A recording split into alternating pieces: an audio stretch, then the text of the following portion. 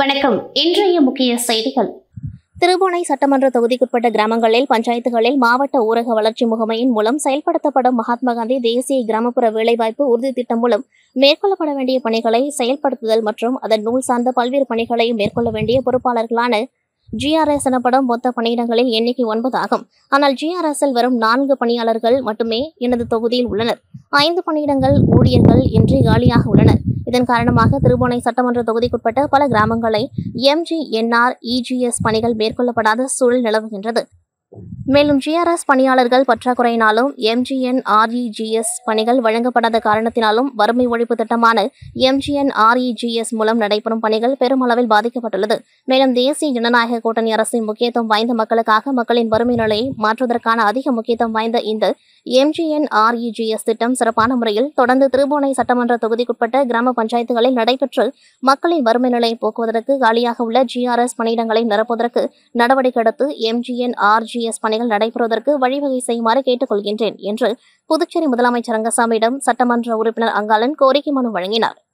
புதுச்சேரி ஊசுடு தொகுதி கோனேரிக்குப்பம் கிராமத்தில் மறைந்த அதிமுக பொதுச் செயலாளரும் தமிழக முன்னாள் முதலமைச்சருமான ஜெயலலிதாவின் பிறந்தநாளை முன்னிட்டு அதிமுக மாநில முன்னாள் விவசாய அணி இணை செயலாளரும் ஊசுடு தொகுதியின் அதிமுக முன்னாள் செயலாளருமான ராஜாமணி தலைமையில் கோனேரிக்குப்பத்தில் அமைந்துள்ள ஜெயலலிதா மற்றும் தமிழக முன்னாள் முதலமைச்சர் MGR ஆகியோரின் திருவுருவ சிலைக்கு பூமாலை அணிவித்து மலர் தூவி மரியாதை செலுத்திய தொடர்ந்து இனிப்பு மற்றும் உணவு மற்றும் நலத்திட்ட உதவிகள் வழங்கப்பட்டது. இந்நிகழ்ச்சியில் கட்சி நிர்வாகிகள் மற்றும் தொண்டர்களான கணேசன், தாமோதரன், நாராயணன், தண்டபாணி, மங்களம், மணி, முள்ளையப்பன், செல்லதுரை, சுப்புடு, வழக்கறிஞர் பிரபாகரன், கமல், ஆறுமுகம் மற்றும் மகளிரணி தலைவி காந்தா, கிருஷ்ணம்மாள் மற்றும் கட்சியின் தொண்டர்கள், பொதுமக்கள் என ஏராளமானோர் கலந்து கொண்டார்கள்.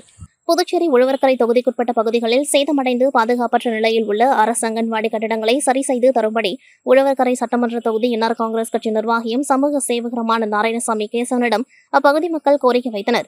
அதனையடுத்து JJ நகர் பகுதியில் உள்ள அரசு அங்கன்வாடி மையத்தினை நேரில் சென்று ஆய்வு செய்து அதனை தனது சொந்த செலவில் புனரமைத்து புதுப்பொலிவுடன் புதுப்பித்துக் கொடுத்து அதனை திறந்து வைத்து மக்கள் பயன்பாட்டிற்கு அர்ப்பணித்தார். இந்நிகழ்ச்சியில் ஊர் பொதுமக்கள் மற்றும் உழவர்கரை NR காங்கிரஸ் கட்சியின் முக்கிய பிரமுகர்கள் பலர் உடன் இருந்தனர். மேலும் இத்தொகுதியில் உள்ள மற்றொரு அரசு அங்கன்வாடி மையத்தை புனரமைப்பதற்கான ஏற்பாடுகள் நடைபெற்று வருவதாக தெரிவித்துள்ளனர். அகில இந்திய NR காங்கிரஸ் கட்சியின் மணவெளி சட்டமன்ற தொகுதி தலைவராக KKT டிராவல்ஸ் உரிமையாளர் குமரேசன் என்கின்ற குமரவேல் மற்றும் தொகுதி நிர்வாகிகள் நியமிக்கப்பட்டுள்ளனர். அதன் அறிமுக கூட்டம் நேற்று மாலை இடையரபாளையம் கிராமத்தில் உள்ள அவரது இல்லத்தில் நடைபெற்றது. இதில் 200க்கும் மேற்பட்டவர்கள் இக்கூட்டத்தில் பங்கேற்று மணவெளி தொகுதி தலைவராக நியமிக்கப்பட்டுள்ள குமரேசன் அவர்களுக்கு மாலை அணிவித்து பொன்னாடை போர்த்தி வாழ்த்து தெரிவித்து கேக் வெட்டி கொண்டாடினர். மேலும் எதிர்வரும் காலங்களில் NR காங்கிரஸ் கட்சியின் வளர்ச்சிப் பணிகள் குறித்தும் ஆலோசிக்கப்பட்டது.